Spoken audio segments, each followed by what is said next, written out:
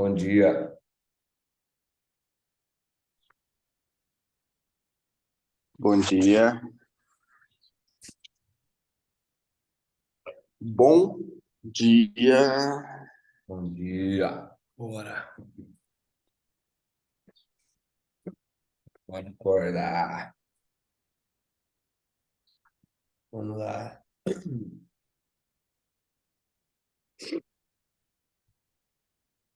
Animado para mais um feriado? Bora, eu gosto de feriado, viu? Você gosta? Trabalhar no feriado é bom demais. Bem tranquilo, né? Não, Da hora.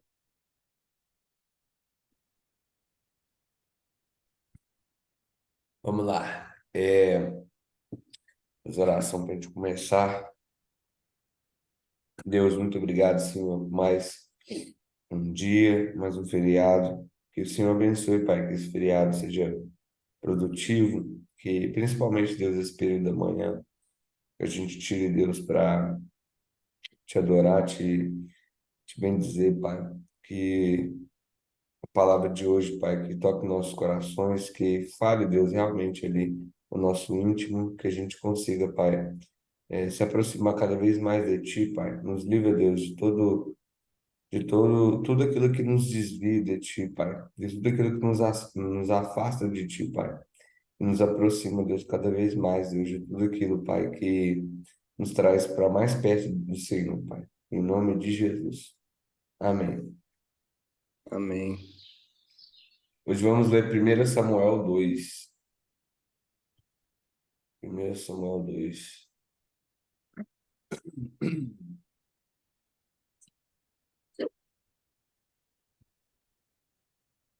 Vamos lá. Está falando, versículo 1. Então Ana orou assim: O Senhor Deus encheu meu coração de alegria por causa do que ele fez.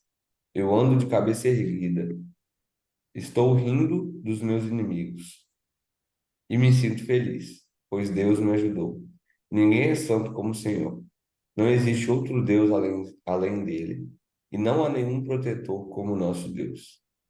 Não fiquem contando vantagens e não digam mais palavras orgulhosas, pois o Senhor é Deus, que conhece e julga tudo o que as pessoas fazem.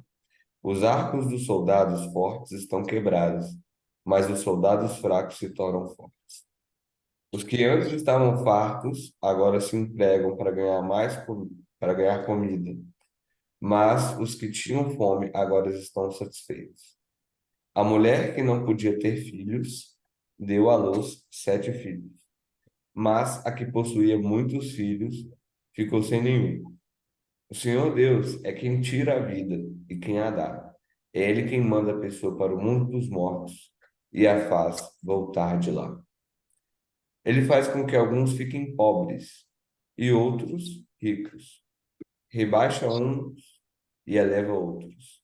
Deus levanta os pobres do pó e tira da miséria os coitados. Ele faz com que os pobres sejam companheiros dos príncipes e os põe em lugares de honra.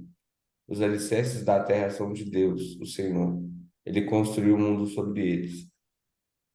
Estou lembrando aqui um pouco da história do Kaiser. Não sei se você conhece a história dele, Uhum. mas essa parte que ele faz com que alguns fiquem pobres e outros ricos.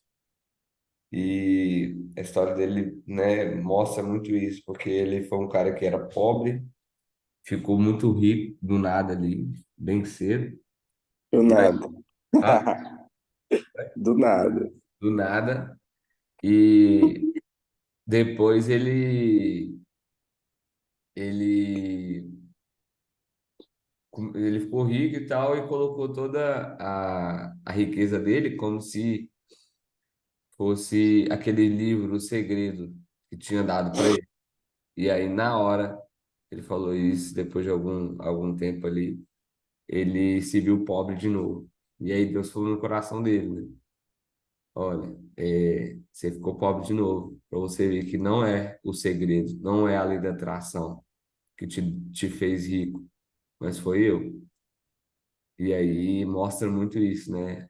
Ao mesmo tempo que Deus ele pode te fazer prosperar ali, se você começar a desobedecer ele, a achar que não precisa de Deus, ele pode tirar tudo, velho. Porque tudo que a gente tem emprestado,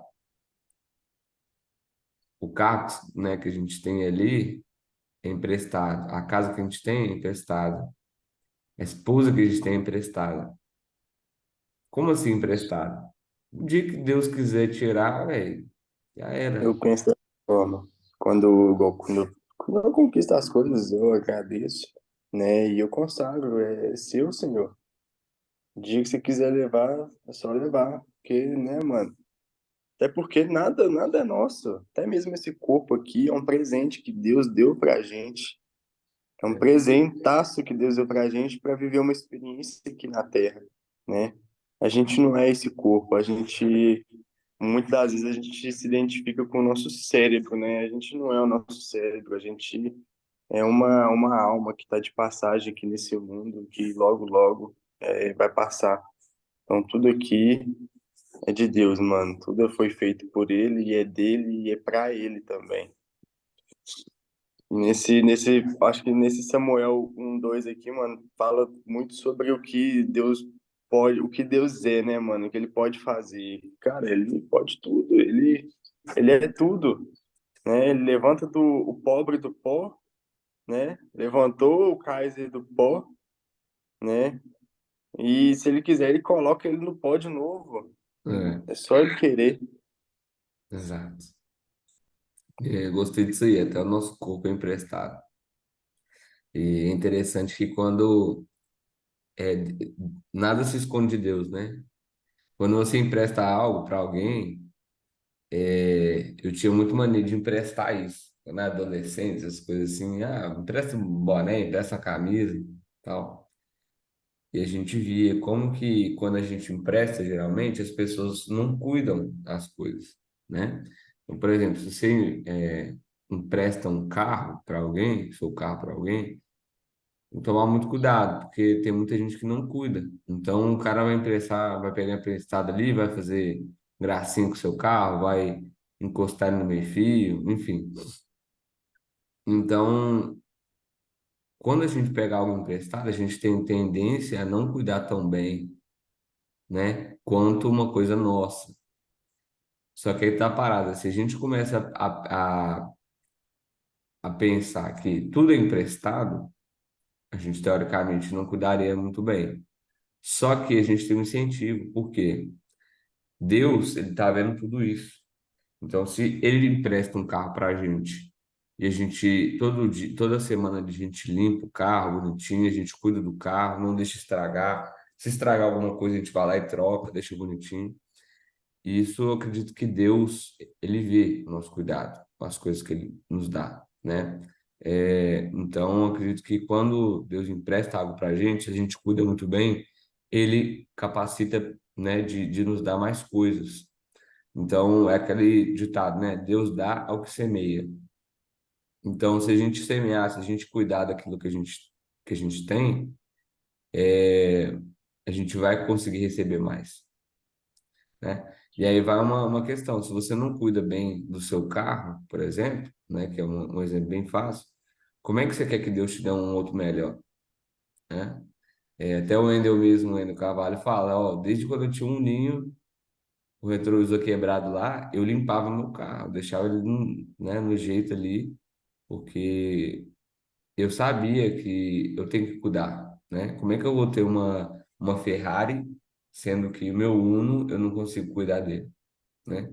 Como é que Deus vai te dar uma empresa com 1.000 funcionários, sendo que você não consegue cuidar nem de um funcionário, né? Você vai lá e fica reclamando, mas que esse funcionário aqui não faz o que eu quero e tal, tal, beleza. Então, você não quer mais funcionário, porque o que já tem já está te dando trabalho, você já está reclamando, né? Então, é basicamente isso. A gente volta naquela parábola lá dos 5 talentos, né? O cara que pegou um talento lá, que seria uma moeda, né, da época, ele colocou debaixo da terra, foi o cara que depois, né, o senhor dele falou, ó, você é um servo irresponsável. né? Um servo ruim. Por quê? Porque eu te confiei uma moeda e nem para colocar no banco você serviu. Você colocou debaixo da terra. Véi, se você tivesse colocado no banco, você tinha rendido mais. Só que não, você foi um cara que não soube cuidar do que eu te emprestei, né? Então é basicamente isso. Versículo 9. Ele protege a vida dos que são fiéis a ele, mas deixa que os maus desapareçam na escuridão. Pois ninguém vence pela sua própria força. Os inimigos de Deus, o Senhor, serão destruídos. Ele trovejará do céu contra eles. O Senhor julgará o mundo inteiro. Ele dará poder ao seu rei e dará a vitória a esse rei que ele escolheu. Então Eucana voltou para sua casa em Ramá. Mas o menino Samuel ficou em Siló, no serviço de Deus, o Senhor, como ajudante do sacerdote Eli. Os filhos do sacerdote Eli não prestavam e não se importavam com Deus, o Senhor. Eles não obedeciam aos regulamentos a respeito daquilo que os sacerdotes tinham o direito de exigir do povo. Quando o homem estava oferecendo o seu sacrifício, o ajudante do sacerdote vinha com um garfo de 3 dentes. E enquanto a carne estava cozinhando, ele enfiava o garfo dentro da panela.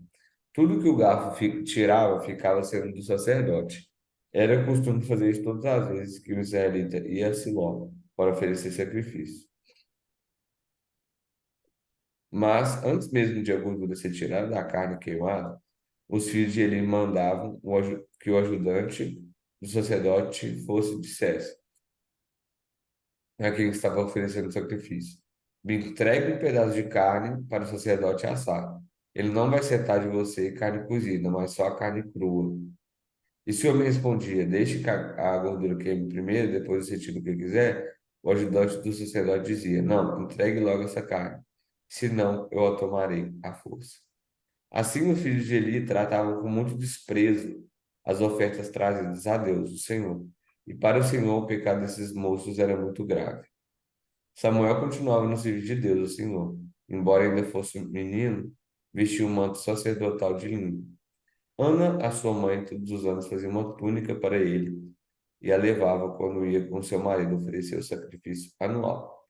Então ele abençoava Eucana e a sua mulher e dizia: que o Senhor Deus deu a você e a Ana, a sua mulher, outros filhos para tomarem o lugar do que foi dedicado a ele. Depois eles voltavam para casa. E o Senhor abençoou Ana, e ela teve mais 3 filhos e 2 filhas. E o menino Samuel crescia no serviço de Deus, o Senhor. Ele já estava muito velho, ele ouvia falar tudo o que seus filhos faziam, as israelitas, e também eles estavam tendo relações com as mulheres que trabalhavam na entrada da tenda sagrada. Então ele disse: por que que vocês estão fazendo essas coisas? Todos me falam do mal que vocês estão praticando. Parem com isso, meus filhos. Eu estou ouvindo o povo do Senhor, Deus, dizer coisas terríveis a respeito de vocês. Se uma pessoa peca contra outra, o Senhor pode defendê-lo. Mas quem pode defender aquele que peca contra Deus? Mas eles não ouviram o pai, pois o Senhor havia resolvido matá-los.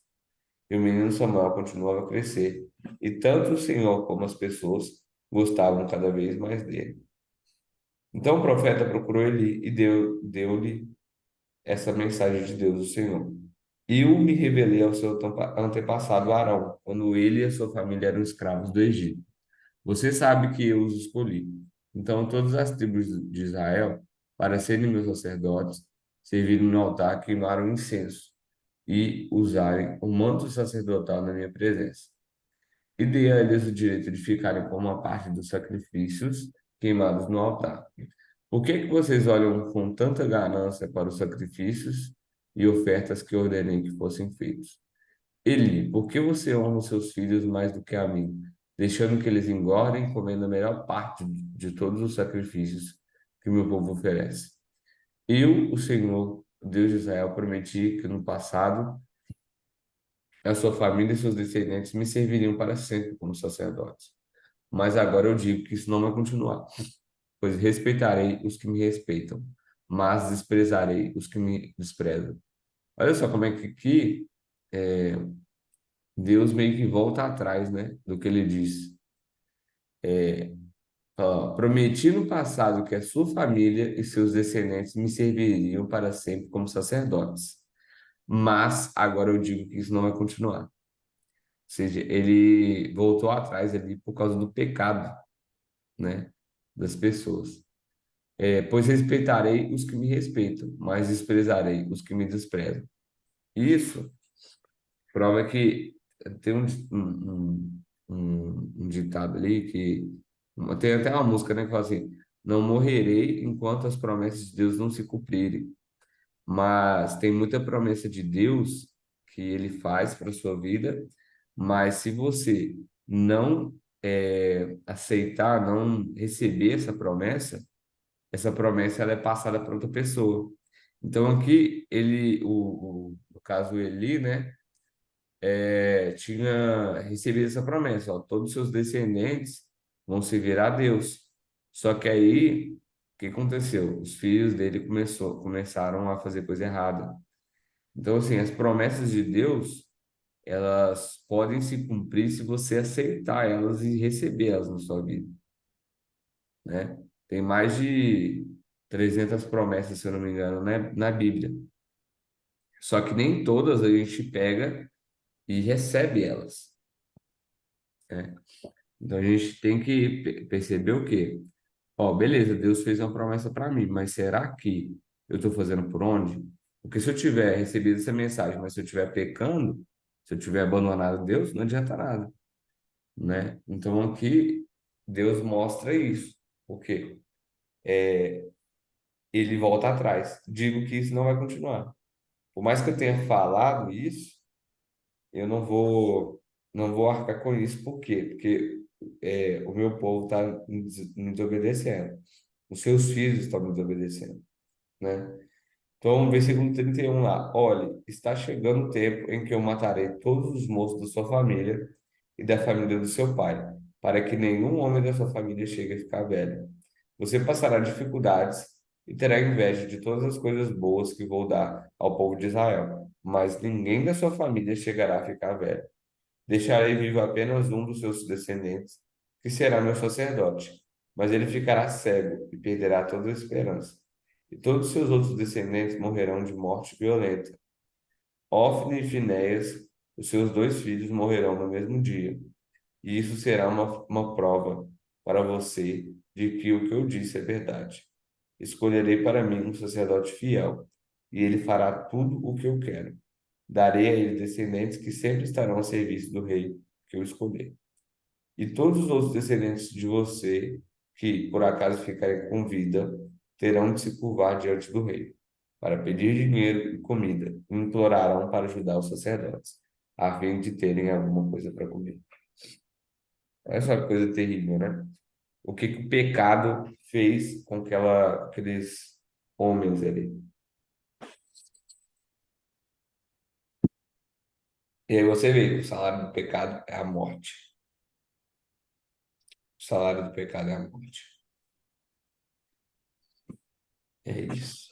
Uma coisa que eu percebi aqui, de aprendizado, né? E Deus não tem pudor de disciplinar seus filhos por conta de seus erros. E assim deve ser eu com minha filha, por exemplo. Porque igual acontece alguns acontecimentos que não pode, ela não pode fazer, ela já está começando a pegar as coisas, a abrir gaveta, a puxar as coisas e eu falo não, né? Aí, tipo assim, é não, né? Independente se ela vai chorar ou não, é não. E, né? Aí, igual às vezes a Amanda costuma ter dó porque ela tá chorando, né? Então, cara, deixa chorar, né? A disciplina, né, tem que ser só uma, senão não vai ter o respeito. Exato. Então, eu acho que é a mesma coisa. Deus não tem dó, Deus não tem dó de disciplinar, né? Basta você acatar, né, respeitar, seguir as regras. Basicamente isso. A nossa relação com Deus é igual à relação de filho com o pai, né? Então a gente tem que entender isso. Deus vai nos corrigir sempre que a gente estiver errado. Então não é porque ele é Deus, porque ele é amor, porque ele é paixão, fidelidade, porque ele é tudo de bom, que ele não vai nos corrigir. Então, por mais que Deus seja amor, Deus seja amoroso e tal, ele, se você fizer algo errado, ele vai te corrigir, né? Assim como um pai corrige um filho. E, inclusive, tem uma passagem na Bíblia que fala, né? Vocês que amam seus filhos, corrijam-os. Por quê? Porque se você não corrigir, por mais que ele não vai chorar, mas depois ele vai chorar. Por quê? Porque ele vai ter sérias consequências daquilo ali. Ele não aprendeu o que é certo e o que é errado. E, consequentemente, depois, quando ele ficar adulto, ele não vai conseguir discernir entre isso. Não vai conseguir fazer o certo, né? Um exemplo muito fácil, velho, é a questão da dieta. Se você ensina seu filho a comer doce, né? E, tipo assim, a hora que ele quer, eu já vi, velho, algumas pessoas que, tipo, pegam um filho ali e, tipo, só dá besteira, velho. É Doritos, é Ó, pega, coloca Coca-Cola, naquela mamadeira coca. mamadeira de Põe esponja, coca na velho. mamadeira. Tipo Nossa, esse assim, negócio tá doido. você educa desde cedo seu filho a não seguir dieta, a comer coisas, né, que vão fazer mal para ele ali. Então, como é que você vai cobrar ele depois se ele virar um leitão? Não tem como. Tipo assim, beleza, né? Cada um cria seu filho do jeito que bem entende, né? A gente não pode se intrometer, né, em questão de pessoas que dá coca pro seu filho, por exemplo. Mas aí entra uma outra questão, é tipo assim, eu não vou criar meu filho com telas, que eu sei o quão prejudicial é, né? É, até mesmo assistir desenho, televisão, essas coisas assim, eu não quero. Mas aí tem o poder do ambiente, a influência, né? Porque o meu sobrinho, que é filho da irmã da Amanda, ele está sendo criado de uma forma que eu não quero que a Alice seja, né? Ele bebe coca, ele assiste desenho, ele fica pendurado no telefone o dia inteiro, né? E quando ele vem pra cá, ele vem onde que eu tô nessa sala aqui, tem uma televisão, mas a gente não assiste televisão, mas quando ele vem pra cá, só ele que assiste o desenho dele. E a Alice fica perto. Aí, tipo assim, ela quer ficar perto dele porque ele é criança. Criança gosta de criança. Aí, do nada, ela já tá assistindo televisão, né? Então, eu tiro ela de perto. Aí que tá, mano, o poder do ambiente é muito forte e as pessoas não se ligam nisso, não, mano. Aí, tipo assim, eu fico, sabe, mano, eu fico bolado mesmo, porque, né, eu tô meio que inserido nesse ambiente aqui, mas é uma coisa que eu não quero, né? Então, é difícil, mano, lidar com esse tipo de situação, né? É difícil. Mas assim, só de você fazer isso, né? Você já está à frente, você já está colocando ela à frente de muitas outras crianças ali, né? Então, eu acredito que a gente tem que entender isso, esses princípios e colocar em prática. Não vai ser sempre que a gente vai conseguir, né? Colocar tudo, mas eu acho que o melhor que tem é a gente chegar, por exemplo, nos nossos filhos depois e falar assim, ó, eu fiz o melhor que eu pude. Tudo que eu consegui, né, te livrar ali, tudo que eu consegui te educar, eu fiz, né? Agora, não tem como ser perfeito, nenhum pai é perfeito, mas o que estava no meu alcance eu fiz, né? Acho que o melhor é isso, sabe? E não só para nossos filhos, mas para o nosso pai também, que é Deus. Então, tipo assim, eu acho que o ideal é quando a gente chegar lá no céu, a gente conseguir falar com Deus, ó Deus, eu fiz de tudo que eu podia. Eu fiz o meu melhor, sabe?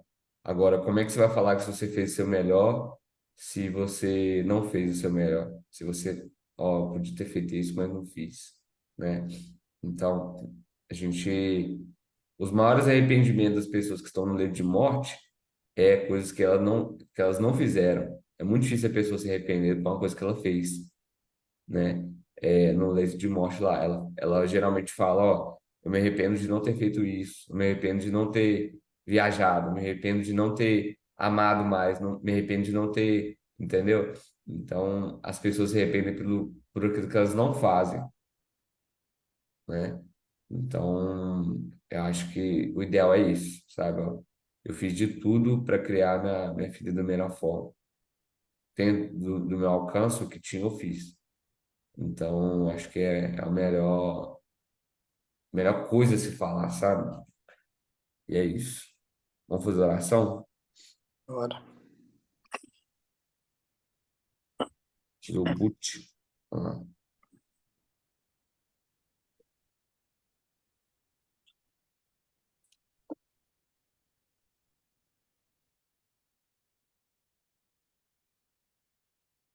Aqui rendemos graças a Deus, porque o Senhor é bom e sempre nos ouve. Obrigado pelo seu amor, pela sua graça e sua misericórdia que não tem fim. Nós pedimos que o Senhor nos abençoe e que o Senhor faça com que esse dia seja um dia de governo. Que essas pessoas que abriram os olhos nessa manhã possam absolutamente entender o jogo e que elas possam crescer nesses jogos. Abra mente, coração, novos caminhos e novas oportunidades para cada um. Comece agora a visualizar um tabuleiro. Comece a visualizar agora você deixando de ser um tabuleiro pisoteado, deixando de ser essa peça usada. Comece a ver você parando com todas as frentes onde não tem crescido e tenha sido escravizado emocionalmente. Comece a ver coisas que têm te atrapalhado a governar. Você absolutamente começa a acessar o próximo passo. E por acessar, você começa a governar. Por governar, começa a ter novos resultados. E agora você começa a ser dono do jogo. E por ser dono de jogos, você absolutamente começa a reinar no partir da terra. Comece a ver pessoas transformadas. Sua família sendo honrada por você. Comece a ver que sua vida é uma vida digna de pessoas virem dos confins da terra para saber o que aconteceu. Fala assim, eu, assim eu vou jogar o jogo da vida. Eu vou crescer em todos os jogos. Eu vou ensinar as pessoas a jogarem. E a partir de hoje, eu não vou ser escravizado em nenhum tipo de jogo. Respira fundo, com um sorriso e fala, já é. Já é. Bora. Já é. Embora. Bora tirar esse print aqui e representar o feriado. Acho que a gente faz parte dos 1% que está acordado hoje no Brasil. Acordado É, 5 horas da manhã no feriado. ou os que estão acordados tá ó, chapando um pouco, É, o tá pior ainda, né? destruindo. É pior ainda, destruindo o seu corpo. É isso. Vamos tirar o print. Vamos lá. 3, 2, 1. Muito bom. Vai correr hoje? Uai, bora? Bora. Vou só tomar um Que café hora? aqui. A gente desce. Tomar café? Eu tomar só o cafezinho mesmo. Ah, Entendeu? tá. Não vou comer, não. Vou comer nada, não. Ah, Só tá, tomar. fechou então. Que Fechou? horas mais ou menos? Às 6h30? 6h30. Lá no. É. Fechou. Eu gostei da Fechou? ideia. Tamo junto. Valeu. Tamo junto.